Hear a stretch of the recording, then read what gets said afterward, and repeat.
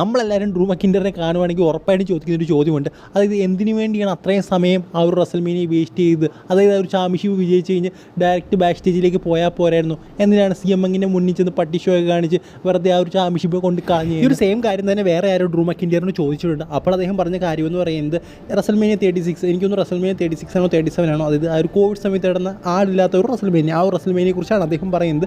അതായത് ആ ഒരു റസൽമേനിയ താൻ വേൾഡ് ഹെവി വെയിറ്റ് ചാമ്പ്യൻഷിപ്പ് വിജയിച്ച് കഴിഞ്ഞ് തനിക്ക് അവിടെ എൻജോയ് ചെയ്യാൻ സാധിച്ചില്ല, ഫാൻസ് ഒന്നും ഇല്ലാത്തതുകൊണ്ട്. അതുകൊണ്ട് തന്നെ ഈ ഒരു മൂമെൻറ്റ് താൻ അവിടെ എൻജോയ് ചെയ്യുകയായിരുന്നാണ് ഡ്രൂ മക്കിൻഡർ പറയുന്നത്. പക്ഷേ ആ നശിച്ച CM ആണ് അതെല്ലാം കുളമാക്കിയെന്നാണ് ഡ്രൂ മക്കിൻഡർ ആ ഒരു ഇൻ്റർവ്യൂവിൽ പറയുന്നത്. സ്വന്തമായിട്ട് ചെയ്തൊരു തെറ്റ് മറ്റൊരാളുടെ തന്നെ കെട്ടിവെക്കുന്ന പോലെയാണ് എനിക്ക് തോന്നിയത്.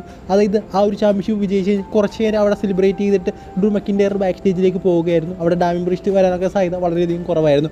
അവിടെ CM ചെന്ന് ഡിസ്റ്റർബ് ചെയ്തു, അദ്ദേഹത്തിൻ്റെ അടി മേടിച്ചു. സോ അടി മേടിച്ച് കഴിഞ്ഞാൽ അദ്ദേഹം ഫുൾ ഔട്ടായി കിടക്കുകയായിരുന്നു ഡ്രൂ മക്കിൻഡർ. ആ ഒരു അവസരം മുതലാക്കുകയാണ് ഡാമിൻ പ്രീസ്റ്റ് അവിടെ ചെയ്തത്.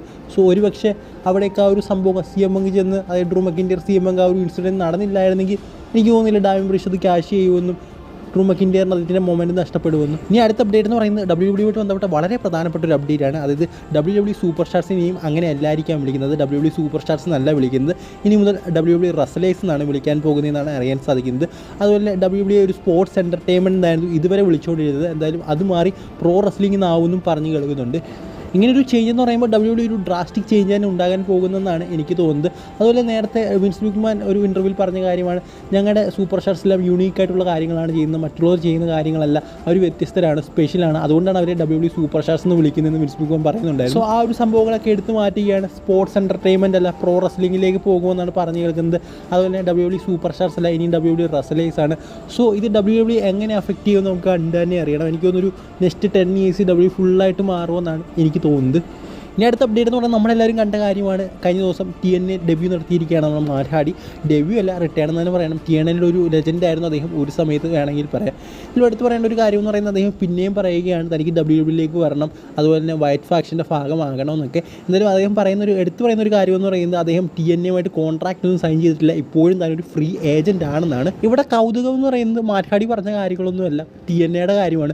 TNA എങ്ങനെയാണ് സൂപ്പർ സ്റ്റാർസിനെ സൈൻ ചെയ്യുന്നതെന്ന് ഒരു പിടിയും കിട്ടുന്നില്ല. എനിക്ക് തോന്നുന്നു 1-2 മാച്ച് ചെയ്യൂ, അല്ലെങ്കിൽ 3-4 ഷോസിൽ പങ്കെടുക്കും, അങ്ങനെയൊക്കെയാണെന്ന് തോന്നുന്നു ഓരോ സൂപ്പർ സ്റ്റാർസിനെയും TNA കൊണ്ടുവരുന്നത്. ഓരോ സൂപ്പർ സ്റ്റാർസ് എന്ന് പറയുമ്പോൾ ഇങ്ങനെ പ്രധാനപ്പെട്ട സൂപ്പർ സ്റ്റാർസ് മാർഹാടി, അങ്ങനെ WWEയിലും AEWയിലും ഒക്കെ മത്സരിച്ചുള്ള സൂപ്പർ സ്റ്റാർസിനെ ഇങ്ങനെയൊക്കെയാണെന്ന് തോന്നുന്നു ഇപ്പോൾ TNA കൊണ്ടുവന്നുകൊണ്ടിരിക്കുന്നത്. എന്തായാലും അതെന്തെങ്കിലും ആയിട്ട് അത് TNA കാണുന്നവരോട് പറഞ്ഞാൽ മതി. ഞാൻ TNA കാണാറില്ല, സോ TNA കാണുന്നവരുണ്ടെങ്കിൽ ഉറപ്പായിട്ടും കമൻറ്റ് ബോക്സിൽ പറയുക. എന്നാലും എനിക്ക് TNAയുമായിട്ട് ബന്ധപ്പെട്ട കാര്യങ്ങളൊന്നും അറിയില്ല.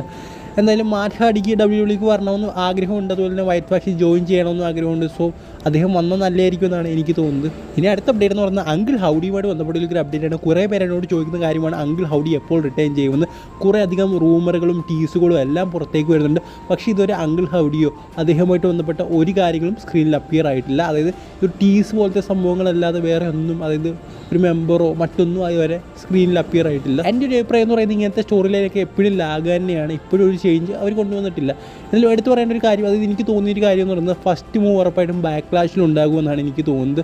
അതായത് ബാക്ക്ലാഷിൽ ഏതെങ്കിലും മെമ്പറിനെ ഇൻട്രൊഡ്യൂസ് ചെയ്യും, അല്ലെങ്കിൽ എന്തെങ്കിലും അവരുടെ വീഡിയോ ഉണ്ടാകുമെന്നാണ് എൻ്റെ ഒരു പേഴ്സണൽ അഭിപ്രായം. സോ ബാക്ക്ലാഷ് അല്ലെങ്കിൽ അടുത്ത റോ സ്മാക്ഡൗൺ എപ്പിസോഡിലേക്ക് നോക്കിയിരിക്കാം. പ്രധാനമായിട്ടും ബാക്ക്ലാഷിൽ തന്നെ എന്തായാലും ഉറപ്പായിട്ടും എന്തെങ്കിലുമൊക്കെ നമുക്ക് കാണാൻ സാധിക്കും. സോ ഇപ്പോൾ WWEക്ക് ഏറ്റവും കൂടുതൽ ആവശ്യം ഇതുപോലൊരു ഡാർക്ക് ക്യാരക്ടറാണ്. സോ അങ്കിൾ ഹൗഡിയുടെ റിട്ടേണിന് വേണ്ടി നമുക്ക് കാത്തിരിക്കാം. ഇനി അടുത്ത അപ്ഡേറ്റ് എന്ന് പറയുന്നത് എന്തായാലും ഡ്രാഫ്റ്റൊക്കെ വരാൻ പോവുകയാണ്. എല്ലാവരും ചോദിക്കുന്ന ഒരു കാര്യമാണ്, നമ്മുടെ ബ്ലഡ് ലൈൻ എവിടേക്ക് പോകുന്നത്. എന്തായാലും അതിനൊരു ഉത്തരവെന്ന് പറയുന്നത് എനിക്ക് തോന്നുന്നു WWE റോയിലേക്ക് പോകാനാണ് സാധ്യത കൂടുതൽ.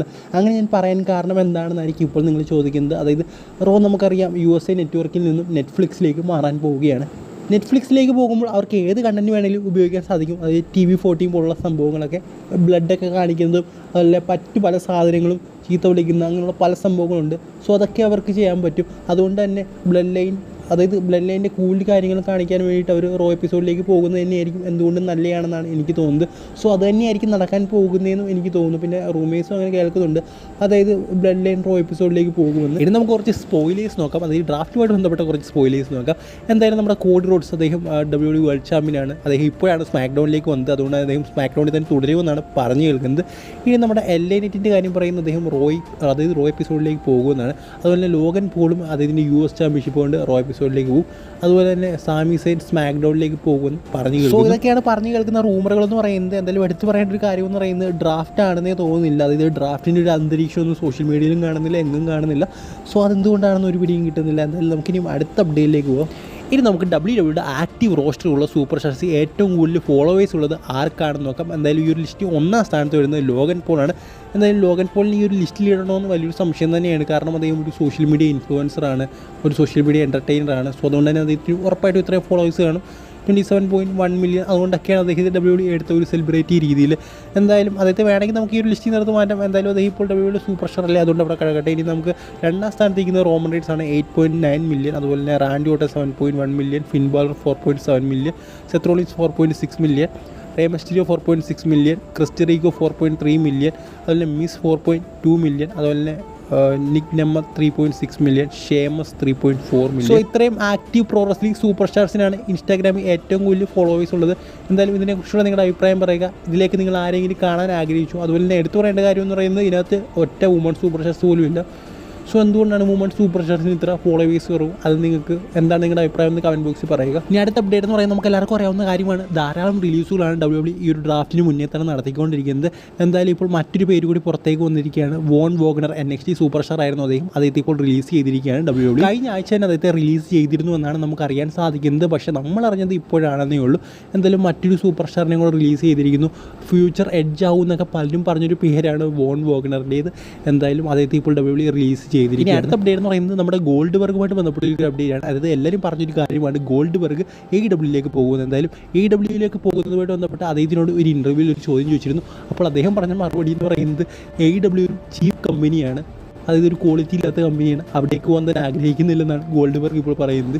എന്തായാലും നമുക്ക് ഇതിലൂടെ ഒരു കാര്യം മനസ്സിലാക്കാം. അതായത് ഗോൾഡ് ബർഗ് റിട്ടേൺ ചെയ്യുന്നുണ്ടെങ്കിൽ ആ WWE എന്തായാലും AEWയിലേക്കൊന്നും പോകാനുള്ള ഒരു സാധ്യതയില്ല.